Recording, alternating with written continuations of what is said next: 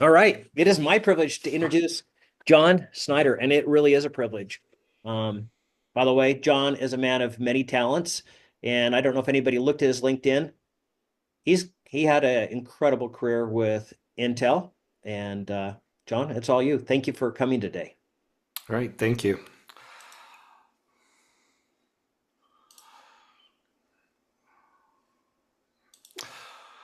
So I'm going to walk you through um, my journey of the job search basically here. So you'll see the subtitle there. It's not an exercise in futility. It may feel that way, and certainly for me it did several times, but it's not. If you look at kind of how I started this journey, it was back in August 8th. I started applying for jobs because at that point I had determined that I was going to take an early retirement package that Intel was offering.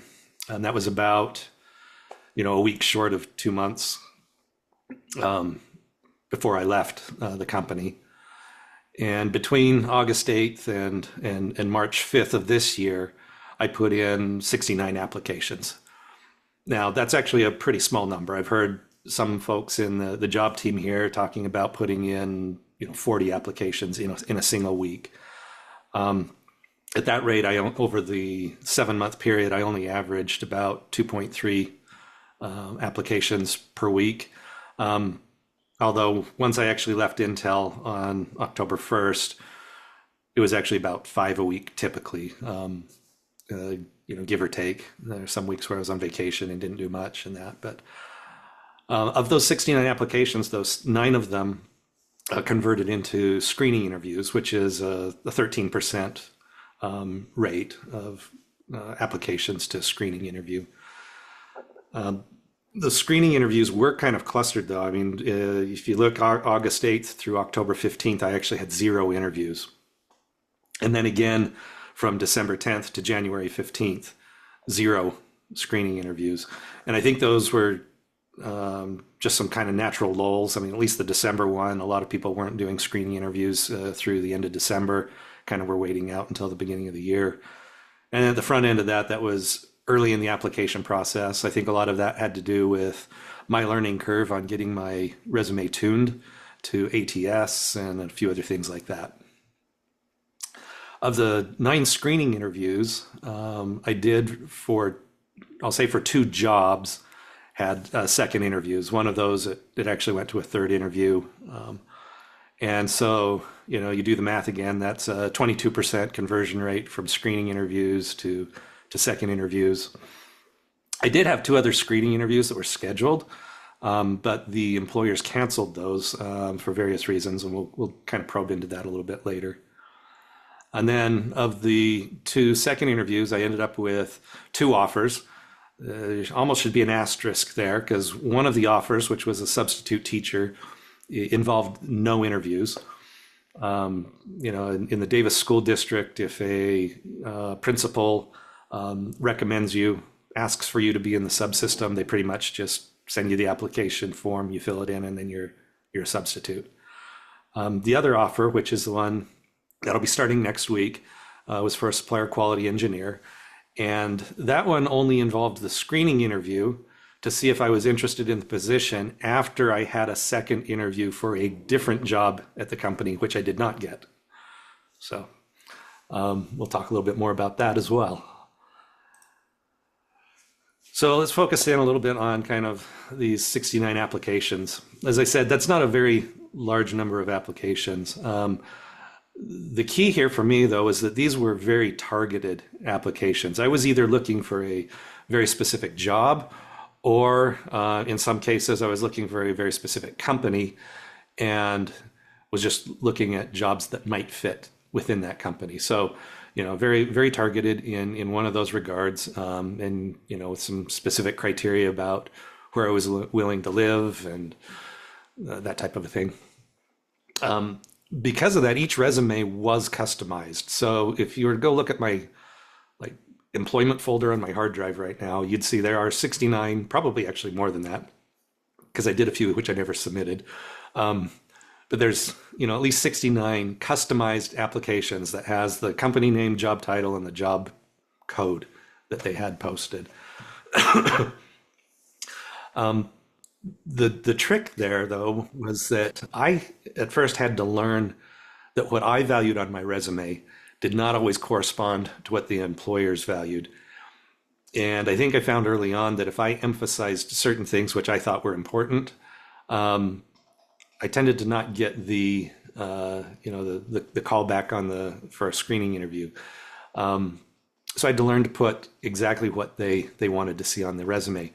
And to do that, initially I did use Chat GPT. So I'd go in and post the job description, and then I would post my 5-page full everything I've ever done resume, and have Chat GPT trim it down to 2 pages. I didn't always use exactly what Chat GPT exported from that, but I certainly used that as the guideline as I then would tune that resume for that job. After Tenon came and presented to us and told us, her exact quote, I think, was, plagiarize the job description every time, right? So I just started copying and pasting the job description onto my resume, and then I'd move those elements around into the jobs where I had the experience that was relevant. And if I didn't have something that was exactly relevant, I would then rewrite that job description line item to kind of match what my applicable experience, in a way that tied them together. But for the most part, I used their wording word for word, including bad grammar and bad spelling, and that actually made writing the resumes easier, because I didn't have to go through the hassle of trying to figure out, well, how would I say this? I mean, I just took exactly what they said and put it in there. One key is that I never used the quick apply option. So in LinkedIn, in JobRite, I don't know, there's a couple of the others, you can do the quick apply button. Just click the button, and it takes whatever's in your profile and posts that as your job application. Never did that once. And okay, again, I was trying to tune this to get their attention every time. And then I only went to one job fair. There was one up at DATC in Kaysville. Went to that job fair, and nobody there wanted to talk to me. They were looking for entry-level applicants only, and so I kind of walked away from that thinking that's not going to be a good use of my time, and tried to focus in other areas. So then, going into the screening interviews, 3 of the screening interviews were the one-way interview. That's where you sit down at a computer, and it's similar to what I'm doing now, only you guys aren't all at the other end. I'm just talking to the server itself and responding to the questions that come up on my screen.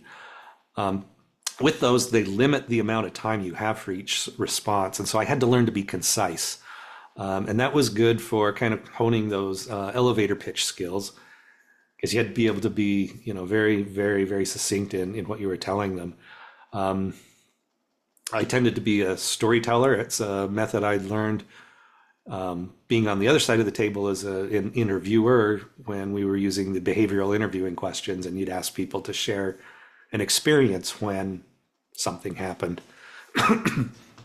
And in these one ways, you didn't have time to tell a long story, so I had to learn to become pretty short on those. 5 of the interviews were for jobs where I had an inside contact who either referred me or who contacted the hiring manager or the recruiter after I applied. And so if you haven't heard this from Steve yet, network, network, network. Use the people you know. That's going to give you the highest return on your effort. There was only one application where I had an inside contact, which did not result in a screening interview. And that one was even kind of a weak contact. I had a contact and I reached out to her and said, hey, I've applied for this job. Can do you know the hiring manager? Can you reach out? And she didn't know anything about the team, the hiring manager, or the job, but she said she'd reach out anyway. So I mean, even at that, it was kind of weak connection.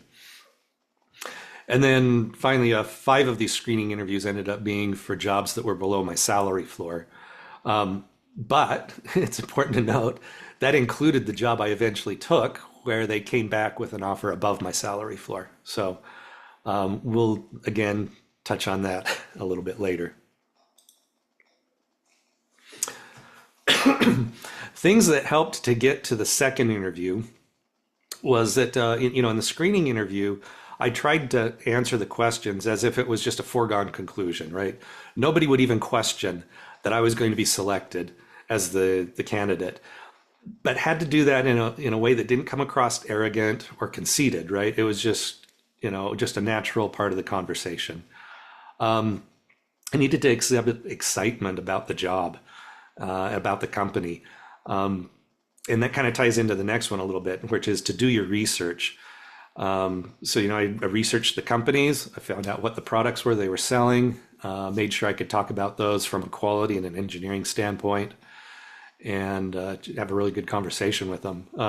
In one case, we found that the company was going through an acquisition by another company, which I knew about.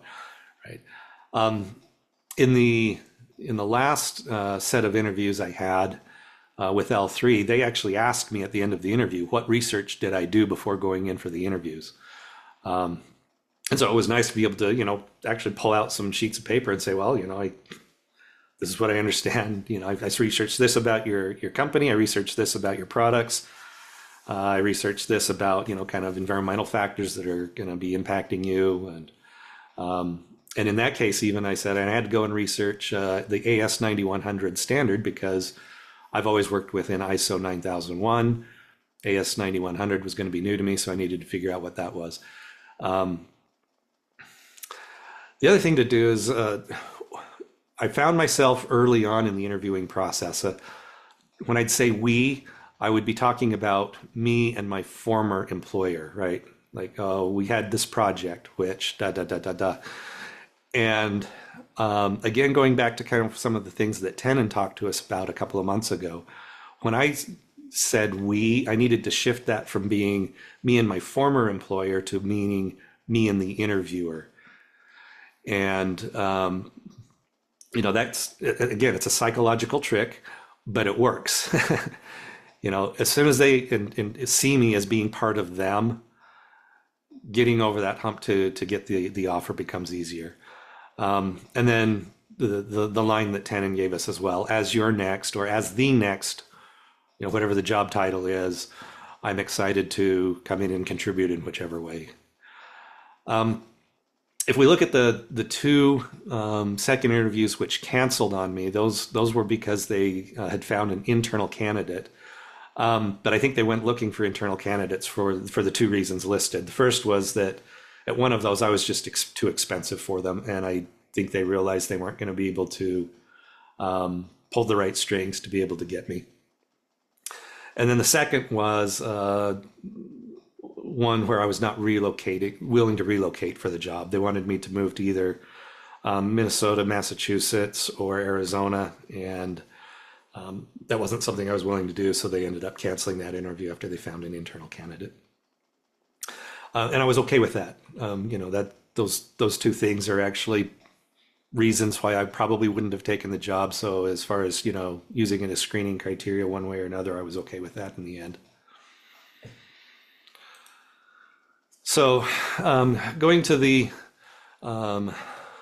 two offers, again, the first one was for the substitute teacher position. That was great. I knew it was going to be kind of a temporary gig. And doing something like that is not for everybody. But the advantages that had for me was that it kept me in kind of a workforce mode.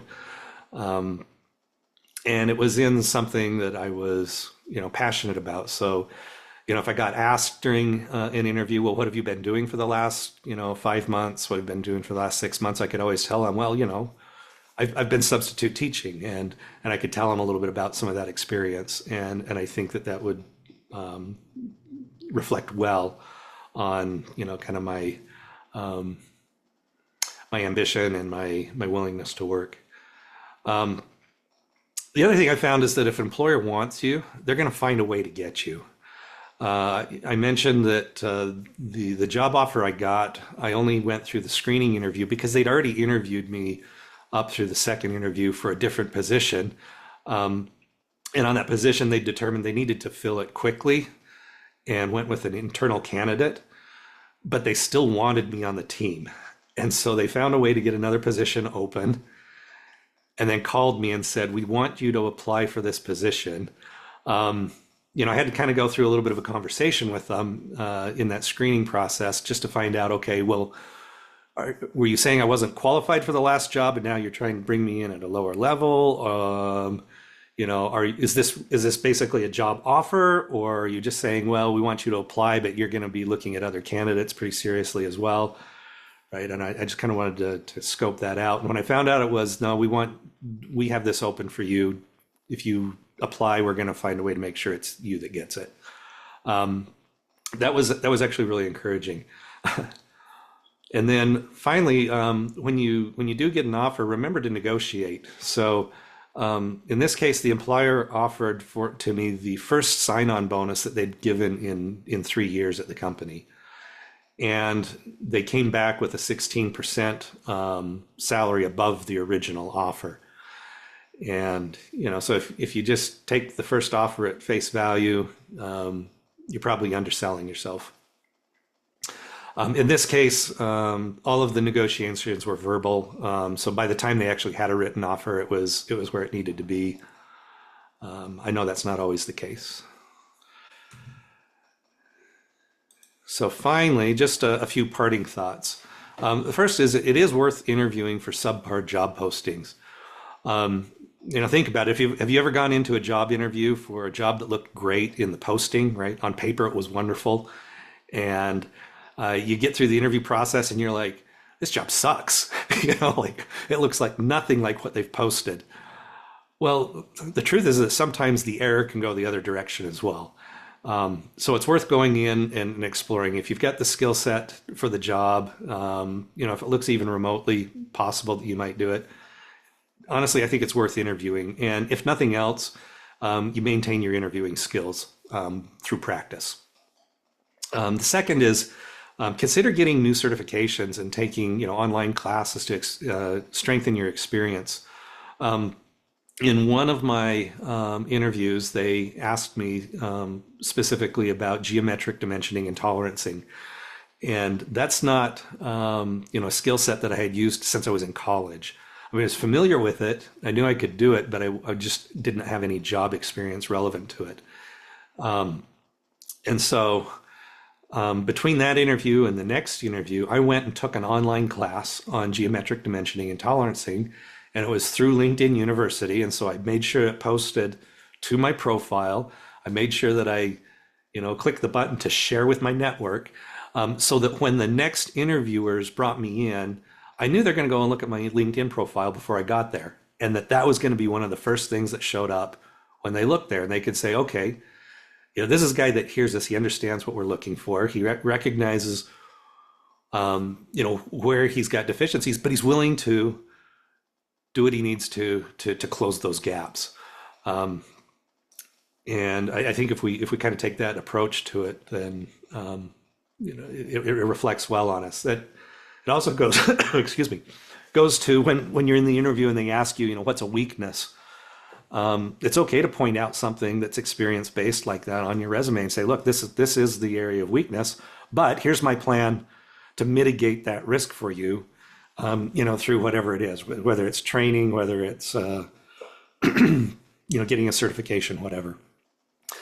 And then finally, I would say, make sure you express gratitude. And this is for everything. I mean, this even goes to the, your acquaintances who give you bad advice or useless tips, right?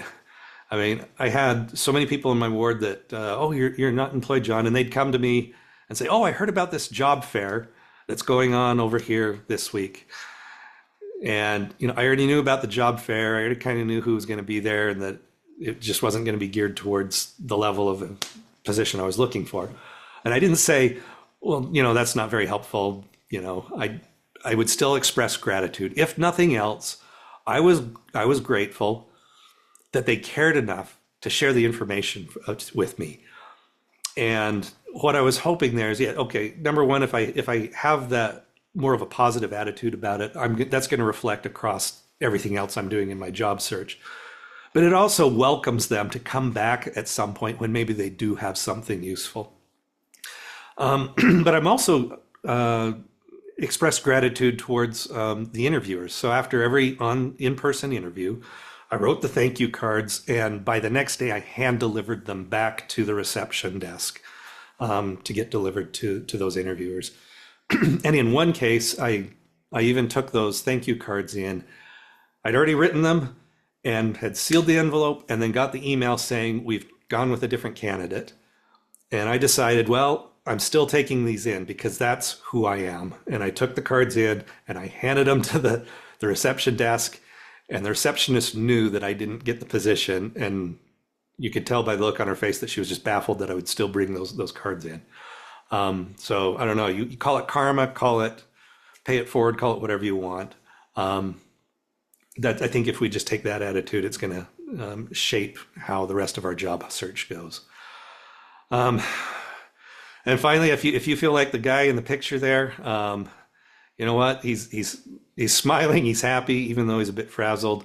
So the prompt for that for GPT to create the image was to create an image of a flustered job seeker who somehow still looks happy. Hopefully, we can get past that flustered state and find what we're looking for. So, with that, I'm open to any questions you might have. Okay.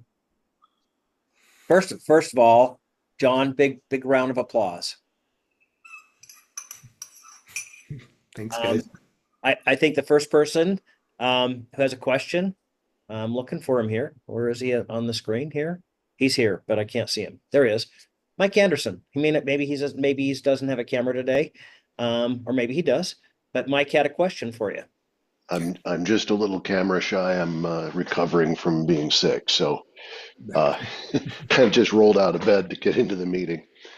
Uh, John, thank you so much for sharing this. This has been tremendously encouraging. Would you be willing to share any of your salary negotiating tactics? Just told him what I wanted. I mean, it's not. Steve can give you better advice on that, I think, than I can. Honestly, I just kind of knew what I wanted, and I told him what I wanted, and went from there. In this case, the salary I accepted was at the low end of what I would have accepted typically, but that was because there were a lot of intangibles associated with this. The first was that there was never going to be anything, where I'd need to work from home, right? I don't need to work, stays at work, doesn't come home with me. And that's a first in 29 years of my career. The second was that the team there was just fantastic. It just clicked right off during the interview process and the tour of the facility.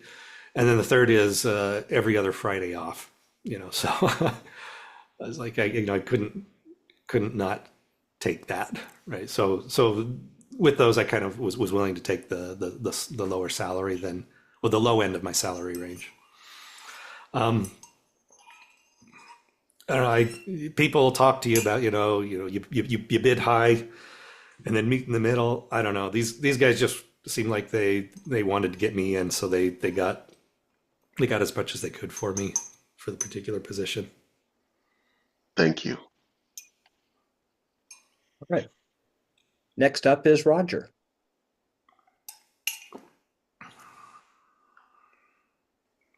I really didn't have any questions or anything. Okay. All right. Next up after Roger, randomly. How about Jason Trowbridge?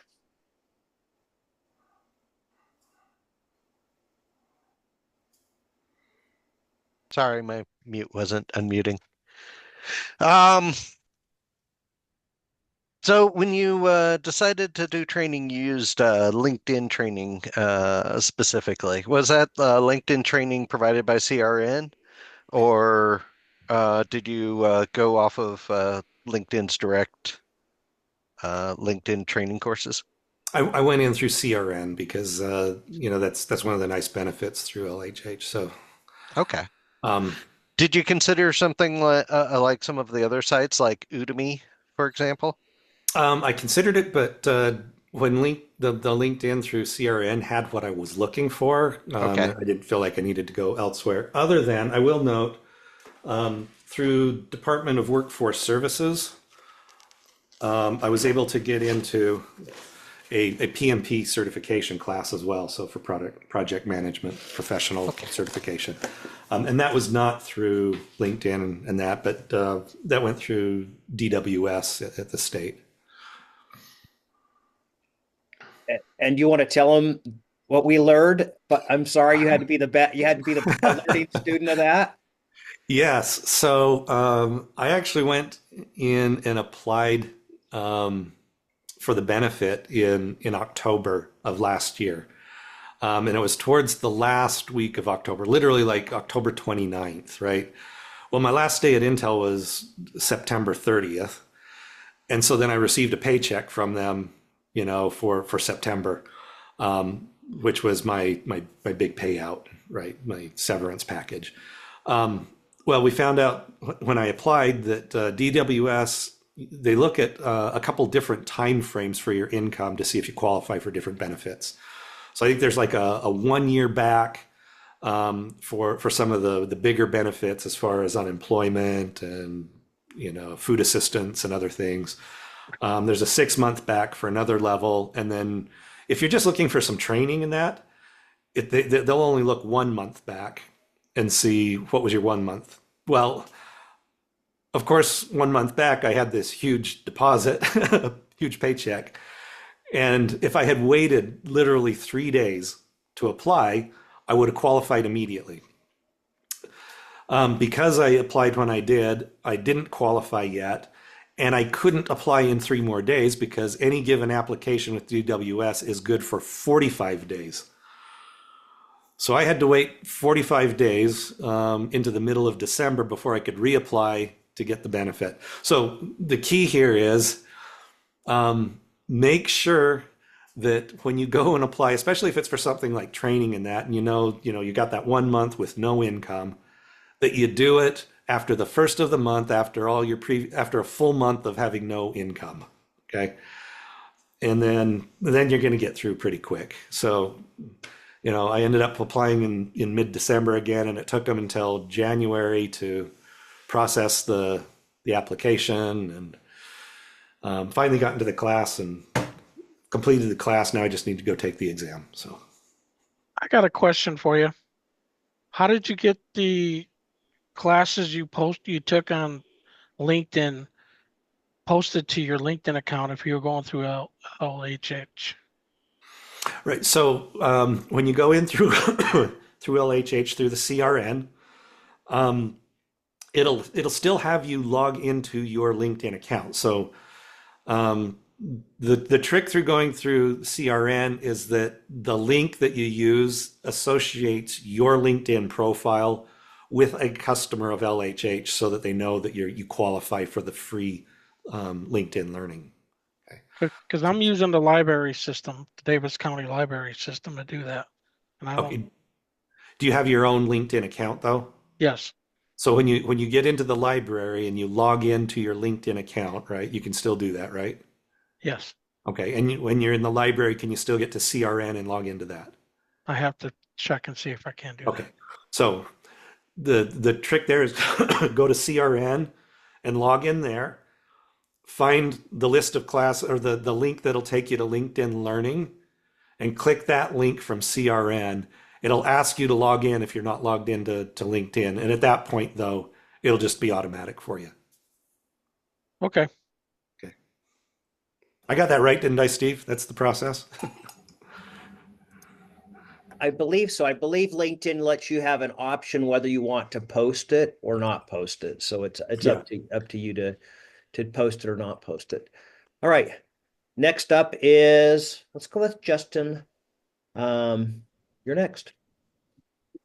I had a question and I forgot it. Um, Justin, you're way uh, too young for that. You're way too young to have that happen to you. well, um, let's see. I do like what you said about rewriting your resume. I could definitely do better with that. What's your best recommendations for how to network? um, so the first thing is I'll check my if I see a job I want to apply for, I'll click on the company in LinkedIn, and it'll tell me in my network if I have anybody that works there. And I was actually surprised at some of those. I had people that when I knew them, they were at a different company, and then suddenly they're at this company I want to apply for, right? And one of those was actually with L3, right? It was a guy I worked with at Intel, and when he left, he went to Florida and took a job with them. So on that, for the jobs I posted for there, I just reached out to him through LinkedIn, said, "Hey, I see you're at L3. How do you like it? Would you recommend it? If so, here's some jobs I'm looking at. Would you help me connect with the hiring manager?" So that's, for me, that was the most effective, right? To use my LinkedIn network. Beyond that, Steve would, in our one-on-ones, would occasionally be like, "Well, where have you applied? Do you have a contact there?" And if I said no, he'd pull up his contacts and start looking and say, "Okay, let me see if I can broker a connection for you." I have another friend, a guy I worked with in Young Men's years ago, who's now also a career coach, and he would occasionally do the same thing for me. He'd just reach out and say, "Hey, where are you applying? You want me to see if I have any contacts?" And so at that point, you start going through, your second level contacts, getting an introduction from somebody. Good to know. Thank you. The thing I didn't do was I didn't go to my contacts and say, "Hey, what jobs do you got for me?" Right? Is I think that puts them on the spot a little bit. But when you come in and you say, "Hey, I'm interested in your company, or I'm interested in this specific job where you work," they're always more than willing to jump in and help at that point. Mm-hmm. Okay. Yeah. Thank you. All right. Next up is Tony Mosher.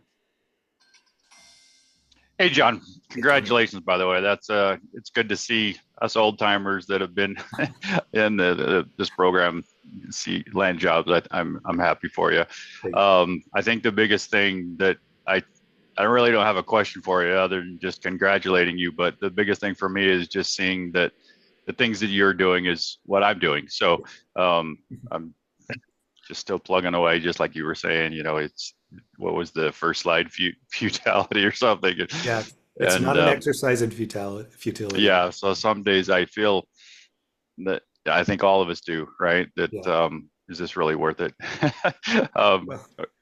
Well, if you need a quick pick me up, Tony, I hear you. I think we mentioned this a couple weeks ago, right? Go to the what's it called again, Steve? Where you put in your resume and it creates the audio conversation. Oh yeah, both you and Tony did that, and we've done it. I think you should share your story, John. That for you, it actually made you redo your resume. Not everybody else had that, but you said it got some things wrong.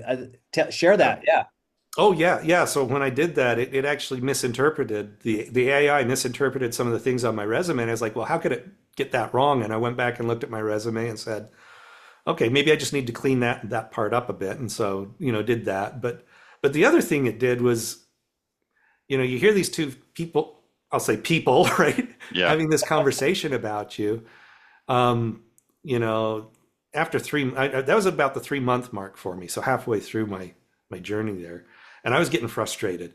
But that kind of gave me a boost. In addition to helping find, a few things I could tighten up on the resume, it was a big confidence booster, because it was like, well, if the AI can understand that about me, right, from just my resume, then something on my resume is right. Yep. So, no, I think that's like I said, this is just hearing your story is just motivation, I guess. If nothing else, that keep going, keep moving forward. So appreciate you, and good luck. Thank you. All right. Sorry, I wish I was faster at this. Next is Oliver. Hey, John, congratulations again. It's great to hear that you've, found the next thing that you're working on. I am a little bit curious as to where you sent out, you said quite a few, like above 60, almost 70 resumes for jobs. Where did you go to find these jobs? I've spent a lot of time searching, and there's been a lot of jobs that are nowhere near what I would apply for. And I'm just curious what resources you use to find jobs that you were interested in applying for. I'd say 50% was from LinkedIn. Um, there was a portion of them where I would go directly, like if I had a targeted company, I'd go directly to their website and look at their job postings there. And then I started using, was it JobRite and then Ladders. So And just out of curiosity, where was the job you finally took? Where did you find that one? Which resource was the initial connection there? L3. L3 was from LinkedIn. Okay, yeah, I was just curious where that came from. Well, Yeah, technically, the one I ended up taking, they posted and then emailed me and said, "Please apply for this." But the yeah. one before that, which I interviewed for, which yeah, that was through LinkedIn. So Okay, yeah, cool. LinkedIn seems to be much more useful than I realized when I first started. yeah, you can set it up. I got daily emails from LinkedIn with possible job matches, and I'd say at least 3 times a week there was probably at least one job in each email that was worth looking at. Now, the email it sends you is the same thing you're going to find if you just go and do the search on that same criteria in the tool.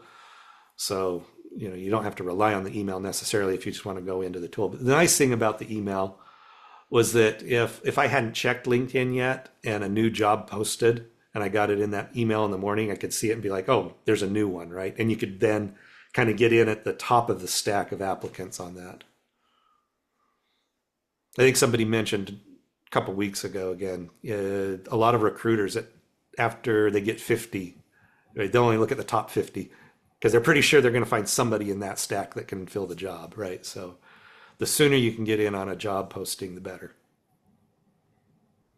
Very good. And again, congratulations. That's awesome. Thanks. Okay, next up is Dax. Yeah, congratulations, John. Hey, Glad you Dax. found something. So I'm really happy for you. Thanks. Yeah, my first question, most important one, how's the painting behind you coming along? Thanks, Dax. This is a new one. I have a young men's group at church that wanted me to do a Bob Ross night with them, and so um, I showed up, gave them all smaller canvases, and this is kind of what I did as the examples they painted along with me.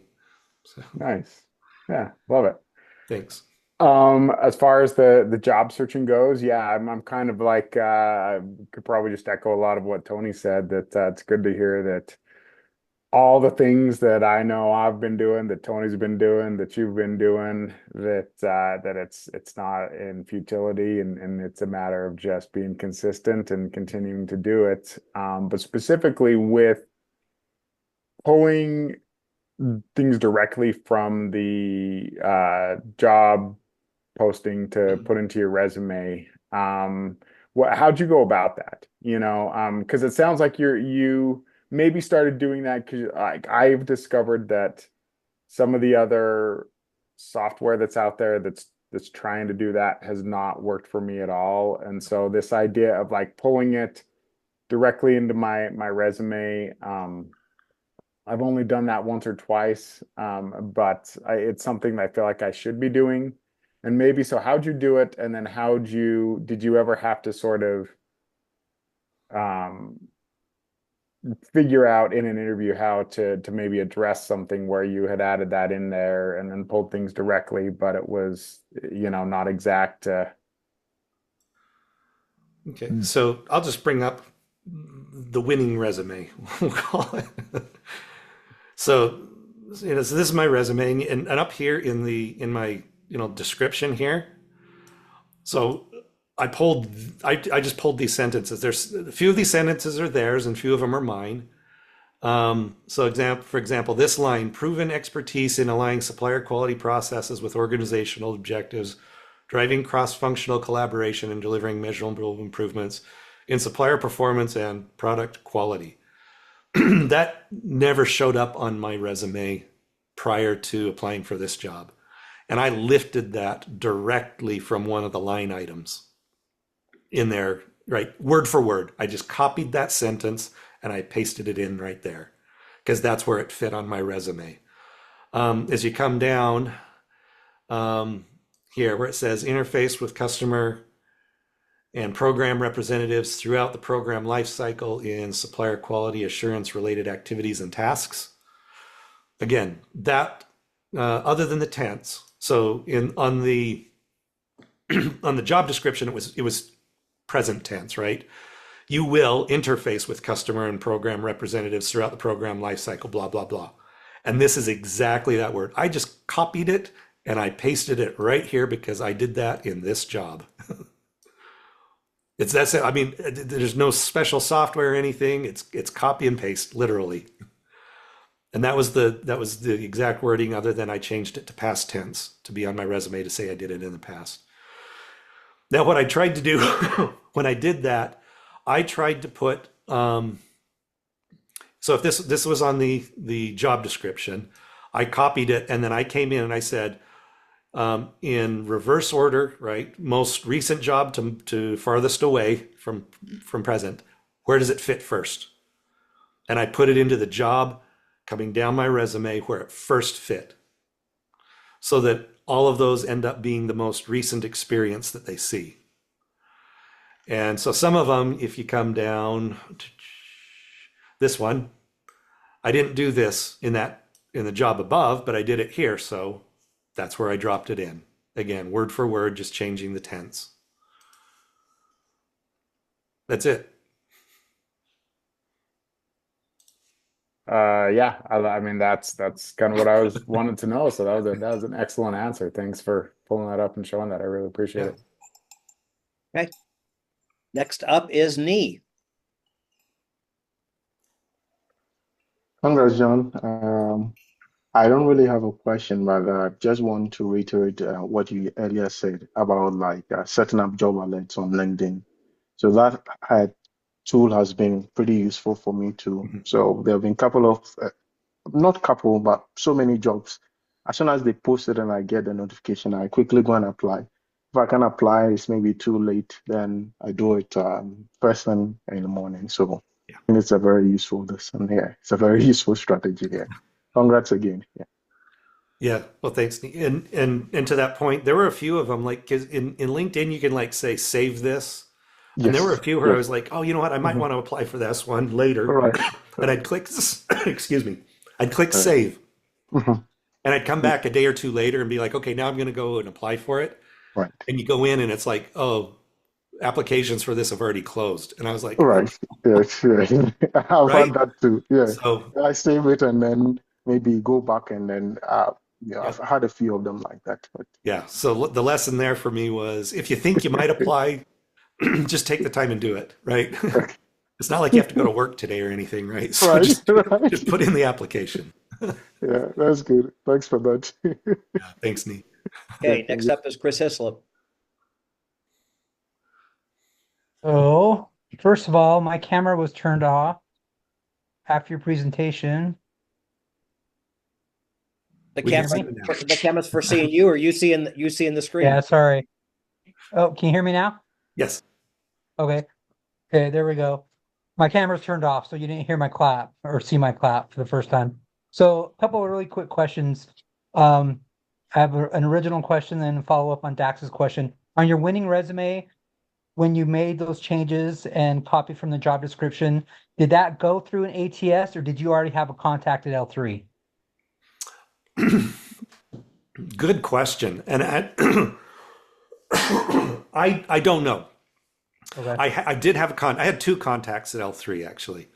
And they both reached out. So I was hitting these folks from two sides, right? But I'm pretty sure that it still had to go through some level of ATS. I don't know though. Okay. You know, it still went through a recruiter. The recruiter is the first one that reached out. Right.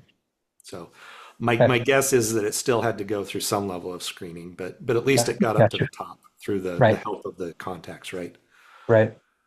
And then my next question is just if you can explain a little bit more. So the job, well, I guess really quick, because I was fascinated by this. So the job that you got denied for and you went and gave the thank you cards, that was with L3, correct? That was with L3 as well. The one where I got the notification of rejection before I hand delivered was actually with Quartstein out in West Valley. Okay.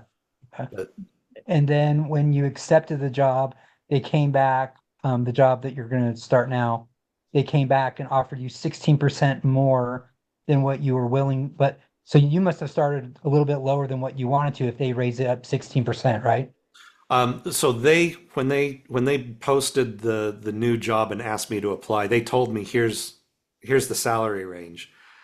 And so I got on the phone with the recruiter at that point and just said, you know, look, I'm interested, but here's my concerns. And I had a list of concerns because they'd already turned me down for a job.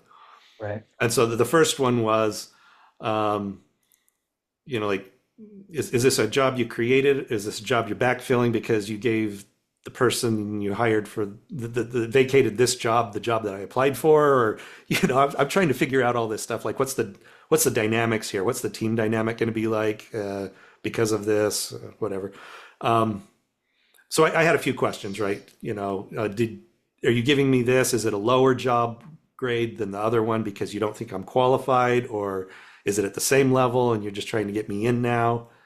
Right. So there were all those kind of questions, but they told me, right, and you know, here's the salary range, and I told them, you know, that's below my salary floor.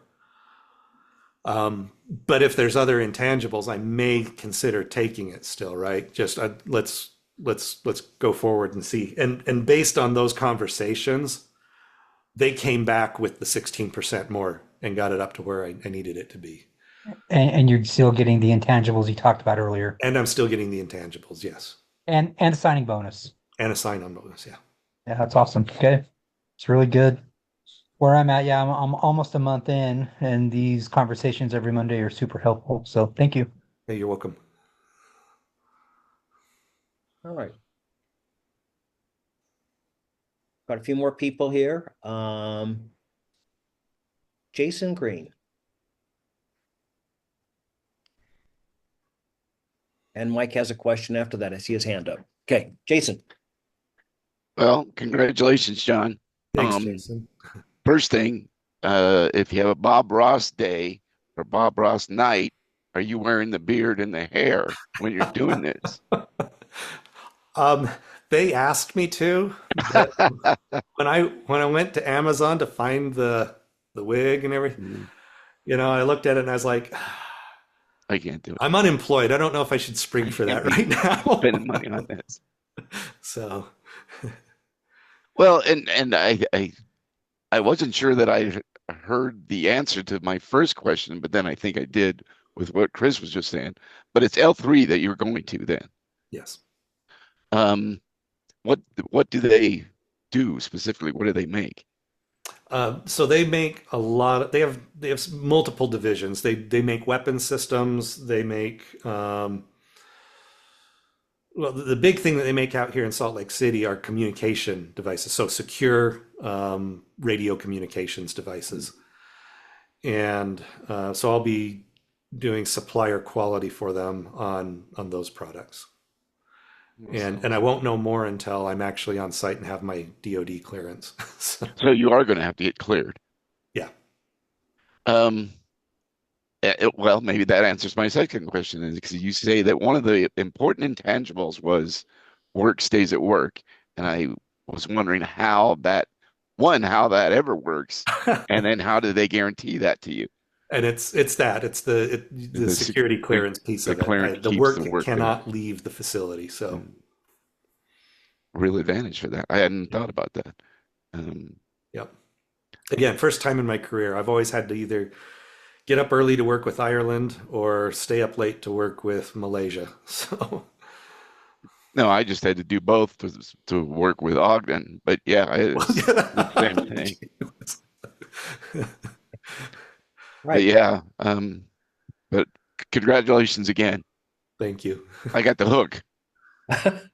Sorry, I'm just trying to make sure I get every before we go to Jared in a minute. Mike has his hand up. Mike. Hey, John, you mentioned the substitute teaching. I'm also teaching part-time. So just quick logistical question. Does the substitute teaching appear on your resume? And if so, where? It doesn't yet. So, when we talked with Tannen, her advice to us was you only need to account for gaps of more than 6 months on your resume. And by the time I got the job offer, I was right at the threshold of that 6 months. So I never needed to do that. In the future, will I put it on there? Yes, it's gonna be on my resume. Now, will it ever show up on one that I put in for a job application? It kind of depends. If the experience is relevant, or I think that it looks good for the particular position, I would. Gotcha. Thank you. Okay, I think we're almost there. I got a few more people. Brad Heaton, do you have a question? I don't. I'll just say congratulations and good luck in your new endeavor, in your new job. Thank you. I love it. I love Brad's background. Okay. And he actually took his own. Okay. All right. Next up is Nick, do you have a question?